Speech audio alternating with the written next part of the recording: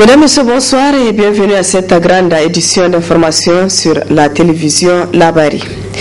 Après leur garde à vue et leur présentation au parquet ce jeudi 19 avril au tribunal de grande instance hors classe de Niamey, les acteurs de la société civile interpellés le dimanche dernier ont été fixés sur leur sort. Ainsi, Ibrahim Diori de Alternative Espace Citoyen est déféré à la maison d'arrêt de Kolo et Michael Zodi du mouvement tournant la page à la prison civile de Saï. Abdraman Ide a lui bénéficié d'une liberté provisoire. Plus de précisions dans ce reportage signé Ismaël Moumouni et Abdel Nasser Seydou. Interpellé à la police judiciaire depuis le dimanche dernier, suite à la manifestation anti-loi de finances organisée par la société civile, Ibrahim Diori, Michael Zodi et Abdraman Ide ont été présentés devant le doyen des juges qui a décidé comme suit. Michael Zodi qui va à la prison de Saï et Ibrahim Diori qui va à la prison de Kolo. Le troisième, Abdraman Ide, bénéficie d'une liberté provisoire. Les deux premiers sont accusés d'organisation et de participation à une manifestation interdite avec dégradation des biens publics, destruction des biens publics. Donc pour nous, nous savons pertinemment que c'est des chefs d'accusation en tout cas fallacieux parce que l'intention du gouvernement, ça a été clair parce qu'ils l'ont toujours notifié qu'ils vont créer toutes les conditions d'empêcher à la société civile de continuer à organiser des manifestations. Les différentes arrestations de leurs camarades ne les découragent en rien. Au contraire, cela les encourage à mener le combat, comme en atteste Halidou Moukela. Nous ne sommes pas surpris aujourd'hui que nos deux camarades puissent être en tout cas placés sous mandat de dépôt. Nous tenons à réaffirmer notre volonté manifeste de continuer ce combat-là et nous continuons en tout cas à chercher ou à rassurer l'opinion nationale et internationale que la lutte contre la loi des finances et la mauvaise gestion en tout cas de ce pays, la mauvaise gouvernance, la malgouvernance de notre pays feront l'objet de combats en tout cas de la part des organisations de la société civile. Leur arrestation ne va freiner à aucun moment l'élan avec lequel nous avons commencé ce mouvement-là et Inch'Allah nous allons continuer.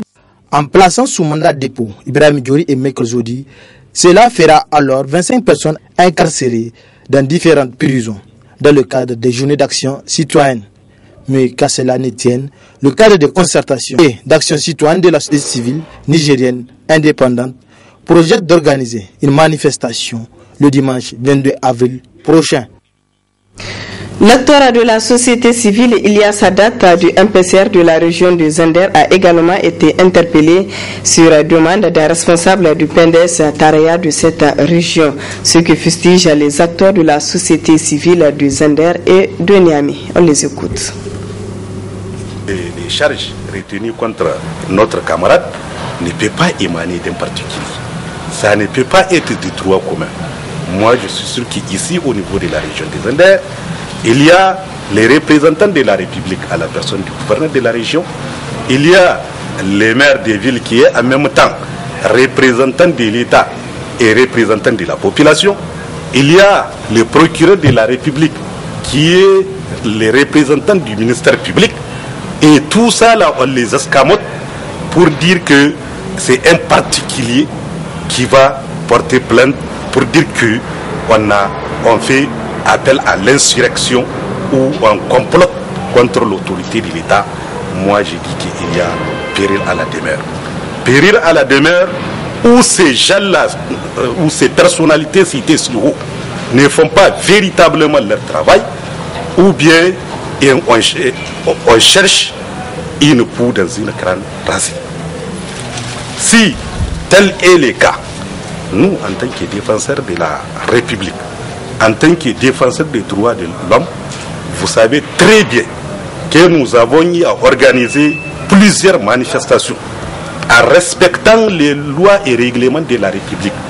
Mais comment celui qui a ce genre de comportement va être inculpé et dire qu'il a fait atteinte ou il cherche à comploter contre l'État? Complot par rapport à quoi? Par rapport à quoi le complot? Nous disons qu'il y a des gens qui se cachent derrière certains individus inconscients, certains individus qui ne savent même pas c'est quoi porter une plainte pour essayer de nuire à notre camarade. Mais il n'y a même pas de propos vraiment outranciers. Si vous vous rappelez ce que Sadat a dit, il n'a que cité les préambules de la Constitution. Les préambules de la Constitution qui dit que tout pouvoir, donc on ne peut en aucun cas accepter tout pouvoir fondé sur l'ethnocentrisme, le régionalisme, le népotisme, la concussion. C'est ça que Sadat a relaté. Et tout celui qui va essayer d'asseoir son pouvoir en porte-à-faux à ces principes ou à ce préambule de la République, nous en tant que républicains, nous disons et nous réaffirmons que nous n'allons pas respecter cette autorité qui viole allègrement les préambules de la Constitution. Voilà le propos que Sadat a relaté. Et les informations que nous avons reçues, c'est un monsieur, en l'occurrence un certain Kadiri Meidawa, qui est président de la coordination du PNDS, qui aurait porté plainte contre lui pour injure publique et complot contre la sûreté de l'État. Oui, nous pouvons comprendre effectivement que le monsieur puisse, c'est de son droit, si il a été injuré publiquement, de porter plainte. Mais ici, ce qui nous étonne et ce qui nous écœure, qu'on dise qu'un individu, parce que tout simplement il est président de la coordination du PNDS à Zender, puisse porter plainte contre un citoyen pour atteinte à la sûreté de l'État. En quoi lui il peut se substituer à la sûreté? Nous ne savons pas, c'est une dénonciation ou bien c'est quoi. À la longue, ça devient une dénonciation calomnieuse de sa part. Nous ne pouvons pas comprendre qu'un individu puisse se substituer à l'État. Comme si à Zender, il n'y a pas de procureur, ou bien il n'y a pas de procureur de la République, ou bien il n'y a pas de procureur général. Ou bien comme si l'État du Niger n'a pas des avocats pour agir dans son compte. Nous ne pouvons pas comprendre ça. Il faut que les gens du PNDS comprennent que être militant du PNDS ne veut pas dire que tu es l'État ou tu peux te substituer à l'État. Le PNDS n'est rien d'autre qu'un parti politique à l'image de tous les partis politiques. Donc il va falloir qu'ils s'exercent. Parce que nous avons compris que même les fonds qui sont mis à leur disposition, les fonds pour soutenir les partis politiques, pour faire la formation de ces hommes politiques-là, de leurs militants, ils ne sont pas en train de le faire passer. Le rapport de la Cour des comptes nous démontre que ces gens-là, ils sont en train d'orienter les fonds-là à d'autres destinations que la formation de ces militants. Parce que si les militants du PNDS pensent que c'est eux, parce qu'ils sont partis au pouvoir et qu'ils se substituent à l'État et que c'est eux l'État, et bien qu'ils se trompent. Tous les Nigériens concourent à l'exercice de cet État-là. Et il ne faut pas qu'ils pensent qu'ils sont des super Nigériens ou bien ils sont des super citoyens. Nous les mettons en garde. Et il faut qu'ils comprennent que la nigérianité n'appartient pas au PNDS. Le PNDS a trouvé le Niger, le PNDS va disparaître et laisser le Niger. Il faut que ça soit clair entre eux et nous. Les affrontements hier entre forces de l'ordre et étudiants de l'université Abdou Moumouni de Niamey qui ont conduit à la fermeture du campus universitaire prouvent une fois de plus la situation inquiétante dans laquelle est plongée cette grande université du Niger. Une situation que dénonce le collectif des ONG et associations de défense de l'éducation dans ce reportage signé Nafisa Hassan et Halidou Bouraima. Absolument rien ne va à l'université Abdou Moumouni de Niamey. Les affrontements hier entre étudiants et forces de l'ordre suite au mot d'ordre de 72 heures de suspension des activités académiques en est la preuve. Le collectif des ONG et associations de défense de l'éducation dénonce la situation. L'université Abdou Moumouni est plongée dans une crise sans précédent. La situation n'est pas jusqu'à preuve de contraire calmée. Ça ne fait que vraiment même s'empirer avec le déguerpissement des étudiants qui ne savent plus à quel sein se vouer. À la base du problème, c'est le problème de l'enseignant-chercheur là. Et tout le monde sait que dans ce pays, en fait, les enseignants-chercheurs, qui les protègent, on sait qui les protège, ils sont tous presque au niveau de la présidence. Ils sont conseillers, ils ont des décrets, ils sont partout, ils ont des arrêtés. Hein? Tout le monde le sait, ils sont protégés. Donc ils sont vraiment, il faut qu'on trouve une solution à ce problème. Le problème de l'université de Niamey mérite une attention particulière de la part des autorités du Niger. Nous lançons encore une fois de plus, parce que nous, à notre niveau, on ne va pas se fatiguer. C'est un problème qui dépasse le ministre des enseignements secondaires.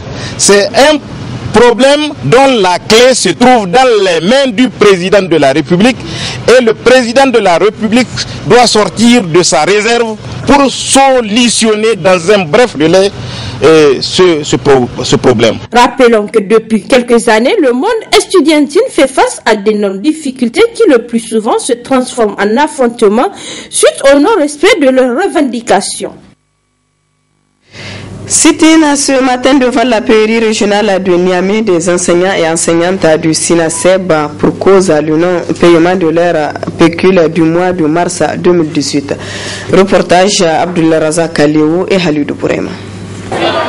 Ils étaient des centaines à prendre d'assaut la PRI régionale de Niamey ce jeudi 19 avril 2018. Eux, ce sont les enseignants et enseignantes. Objectif, réclamer le paiement de leur pécule de mars 2018. Tard hier soir, le gouvernorat nous a saisis pour nous dire que notre sitting est interdit et que les camarades ne doivent pas occuper les locaux de la PRI. Et ce que nous aimerions porter à la connaissance du gouverneur, qu'il y a plus de 6 ou 7 gouverneurs qui se sont succédés avant son arrivée. Aucun de ces gouverneurs, face au non-paiement de pécule, n'a eu l'idée d'interdire nos sittings. Et que nous ne pouvons plus accepter que le gouverneur interdise nos activités pour non-paiement de pécule. Et nous prenons l'engagement devant vous que désormais, à partir du 9 de chaque mois, si les pécules ne sont pas payés, nous allons occuper les locaux de la PRI. Aujourd'hui, nous sommes les 19. Nous sommes les 19. Les camarades ne sont pas rentrés dans leurs droits. Et nous avons eu écho qu'il y a certaines directrices, certaines inspectrices ou inspecteurs zélés qui demandent à nos camarades de continuer à venir dispenser les cours. Camarades, l'heure de l'esclavage a été aboli. Nous ne sommes pas des esclaves de l'État, nous sommes des employés de l'État. Et qu'ils sachent qu'il y a un contrat qui nous lie, et dans ce contrat, il est dit que au plus tard, le 8, l'employeur doit être dans l'obligation de payer ses employés. Au-delà du 8, l'employé a le droit, n'est-ce pas, de suspendre les activités auxquelles il est astreint. Une situation en passe d'être réglée. Nous avons rencontré tout à l'heure la caissière de la PRI. Nous avons également rencontré la fondée qui nous a dit que la caissière est partie prendre l'argent et que dorénavant, elle prend l'engagement de payer les pécules à terme échu. Donc, nous allons la croire sur parole, mais préparez-vous, chers camarades, la lutte ne fait que commencer. Ces derniers se disent déterminés à aller jusqu'au bout pour être mis dans leurs droits. Les travaux en séance plénière de la première session ordinaire au titre de l'année 2018, dite session de loi, se poursuivent à l'Assemblée nationale. Pour ce jeudi 19 avril, 2 points sont inscrits à l'ordre du jour, à savoir le projet de loi portant statut des mandataires judiciaires en République du Niger et le projet de loi fixant les principes fondamentaux de la construction et de l'habitation en République du Niger. Le compte-rendu de Nafis Zakou et Aboubakar Sele. Les 2 projets de loi inscrits à l'ordre du jour de la séance plénière du 19 avril ont été tous examinés et adoptés par les députés. Le premier avec 139 voix pour, 0 contre, 0 abstention. Et le second 138 voix pour, 0 contre, 0 abstention. Ces projets, à savoir le projet de loi portant statut des mandataires judiciaires en République du Niger et le projet de loi fixant les principes fondamentaux de la construction et de l'habitation, sont d'une importance capitale selon les ministres de tutelle. Se réjouit que l'Assemblée ait adopté cette loi qui est très importante pour nous. D'abord, on se conforme à l'article 100 de la Constitution qui nous impose donc d'élaborer les principes fondamentaux de construction, de la construction et de l'habitation. Et deuxièmement, vous savez, nous avons un indicateur très faible, nul même, en matière de qualité des constructions. Donc, avec l'adoption de ces principes fondamentaux, c'est une base pour élaborer d'autres décrets et d'autres textes donc réglementaires ça va vraiment faire rehausser au niveau donc international notre indice sur la qualité des constructions et de contrôle de construction. En cas de sinistre ou bien en cas de défaut de construction, nous devons clairement situer cela. Et ce texte le permet et les textes subséquents aussi le permettront davantage. Soulignons que le premier projet comprend 52 articles et le second 44. Il faut noter l'absence du ministre de la Justice à cette plénière malgré son importance. Ouverture ce matin au Conseil supérieur de la communication de la première session ordinaire de cette instance de régulation qui marque le début des activités de nouveaux membres pour un mandat de 5 ans. Le compte-rendu de Oumou Samna et Ibrahim Abdou. Cette session du mois d'avril 2018 marque le début des activités du nouveau bureau du Conseil supérieur de la communication, dont les membres entament ainsi un nouveau mandat de 5 ans, conformément aux lois et règlements en vigueur. Cet épisode démocratique d'élection des membres du bureau de l'institution est désormais derrière nous. Nous nous devons à présent, dans l'unité et conformément à notre serment, nous atteler au travail.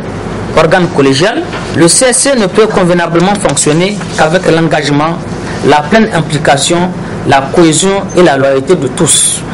Aussi, permettez-moi de rappeler le serment que nous avions prêté le 4 avril 2018 devant le Conseil d'État avant d'être renvoyé à l'exercice de nos fonctions. Je cite, « Je jure solennellement de bien et fidèlement remplir mes fonctions dans une totale impartialité, de garder le secret des délibérations et de me conduire en tout comme un digne et loyal serviteur de la nation. » Fin de citation. C'est dire, mesdames et messieurs les conseillers, qu'à partir de cet instant, nous nous devons de réguler la presse dans son ensemble avec comme seul fil conducteur les textes législatifs et réglementaires et ceux de l'intérêt national. Le projet d'ordre de cette session inaugurale comporte 4 points, dont le premier point concerne l'information sur le Conseil supérieur de la communication au cours de l'intercession. Le deuxième point examinera et adoptera les rapports du Conseil de presse. Le troisième point sera consacré à la présentation du CSC à travers son organisation, ses attributions et son fonctionnement. Et un quatrième point consacré aux points divers. Comme vous le constatez, mesdames et messieurs les conseillers, l'un des points centraux de cette session consistera à parcourir avec vous les missions qui sont les nôtres, en cerner les contours et savoir comment fonctionne le Conseil supérieur de la communication. Le Conseil supérieur de la communication a pour mission d'assurer et de garantir la liberté et l'indépendance des moyens de communication audiovisuelle de la presse écrite dans le respect de la loi. Lancement ce jeudi de Niger Télécom à travers une cérémonie parrainée par le Premier ministre Birji Rafini. Niger Télécom, une société nationale de téléphonie qui couvre l'ensemble du pays. Niger Télécom est créé de la fusion entre Sonitel et Sahelcom. Le compte rendu de Hassan Saleh Mustafa sur les images de la télévision Ténéré. C'est désormais officiel. Niger Télécom et sa connexion 3G Turbo ont été lancés ce jeudi dans le souci de satisfaire les besoins des Nigériens en matière de télécommunications, mais aussi de contribuer à la croissance économique et faire du Niger une société numérique inclusive. Niger Télécom est le fruit d'un processus qui a débuté en 2015 et qui a abouti à la fusion Sahelcom-Sonitel en 2016. Les objectifs poursuivis à travers cette décision visionnaire était entre autres de disposer d'un opérateur public de télécommunications comme dans les autres pays de la sous-région. Mutualiser les ressources techniques, financières, sociales et sociales afin d'assurer une gestion optimale et rationnelle des ressources des deux sociétés, gage d'efficacité et de rentabilité. Assurer une offre globale de services innovants par l'exploitation des réseaux et la fourniture de services fixes et mobiles de télécommunications ouverts au public. Excellences, Monsieur le Premier ministre, distingués invités, voilà bientôt plus d'un an que nous avons été investis par les plus hautes autorités de la mission de diriger Niger Télécom. héritières de Sonitel et de Sahelcom. Des sociétés publiques marquées principalement par une situation sociale, technologique et financière préoccupante, mais pas irrémédiablement compromise. Aujourd'hui, Niger Telecom est incontestablement un opérateur global de télécommunications. Un réseau des réseaux constitué de un réseau fixe filaire, un réseau à fibre optique de plus de 4000 km sur toute l'étendue du territoire, un réseau mobile GSM 2G et 3G, un réseau IP large bande avec 5,6 gigabits par seconde de bande passante, un réseau de génie civil de plus de 400 km répartis dans les grandes agglomérations du pays, un réseau de distribution large constitué de plus de 43 agences commerciales. Le parrain de cette cérémonie a effectué le déplacement pour encourager les responsables de cette société pour cette nouvelle vision. Nous sommes venus encourager toutes ces initiatives qui ont cours dans cette maison pour les féliciter et les encourager dans les différentes perspectives qu'ils se sont données. Donc nous souhaitons bon vent à Niger Telecom et nous encourageons son personnel à être unis, à être solidaire, à être fort, toujours fort pour se perfectionner et se hisser au niveau requis, parce que dans ce domaine, il faut tous les jours être à jour, être performant, être à la pointe. Et en tout cas, nous vous encourageons et je sais que ce personnel est méritant, je sais qu'il est capable de toutes les performances. Et en tout cas, c'est notre souhait de le voir propulser Niger Telecom au plus haut niveau des opérateurs du Niger. Après l'aspect cérémonial, l'assistance a eu droit à une visite guidée des installations de la société Niger Telecom. Une société qui dispose d'un personnel qualifié et d'un équipement de pointe pour mieux servir les Nigériens. Juste après le lancement des activités de Niger Telecom, les responsables de cette société ont animé une conférence de presse cet après-midi pour expliquer davantage les opportunités qu'offre la 3G Turbo de Niger Telecom. Le résumé avec Ismaël Moumouni et Abdul Nasser Seydou. Échanger avec la presse sur les multiples efforts consentis par les responsables de la société afin d'atteindre les objectifs escomptés au jeu de cette conférence de presse organisée par la Société nationale de téléphonie Niger Telecom à l'occasion du lancement de la 3G Turbo qui est la dernière née des technologies 3G. En effet, c'est la version HSPA+, ça veut dire High Speed Packet Access Plus, qui n'est pas loin de la 4G et qui offre un débit 3 fois supérieur à la 3G classique. Dès son lancement, la 3G Turbo de Niger Telecom est déjà dans les 8 chefs-lieux des régions. En plus de cela, elle existe aussi à Douchi, à Kouani et à Arlit. Les tests techniques effectués ont permis de constater une meilleure couverture, un débit fort et un signal stable. On peut dire sans risque de se tromper que c'est la meilleure 3G sur le marché nigérien. Toutes les dispositions sont prises pour assurer un service de qualité avec des offres et tarifs adaptés aux besoins de chaque utilisateur nigérien.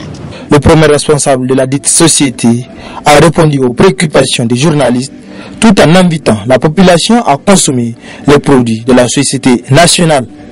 Sa vitalité et sa pérennité dépendront de l'attitude de chacun de nous à consommer nigérien en toutes circonstances. Les produits et services seront non seulement disponibles et accessibles, mais aussi et surtout de bonne qualité et de meilleur prix. Nous sommes prêts pour faire le travail.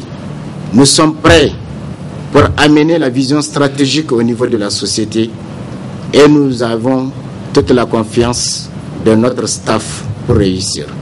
Donc, je peux vous assurer, au nom de tous les agents de Niger Telecom, que vous n'avez rien à craindre, que cette société ne sera pas dans la situation de Sahelcom bi'iznillahi ta'ala. À travers le lancement de la 3G Turbo, Niger Telecom amorce son décollage et s'installe progressivement sur toute l'étendue du territoire national. Le directeur général de la société et le personnel s'engagent pour faire de cette société une référence au Niger. Voilà, mesdames, messieurs, ici prend fin ce journal. Merci à vous de l'avoir suivi et excellente soirée en compagnie du programme de la télévision Labari.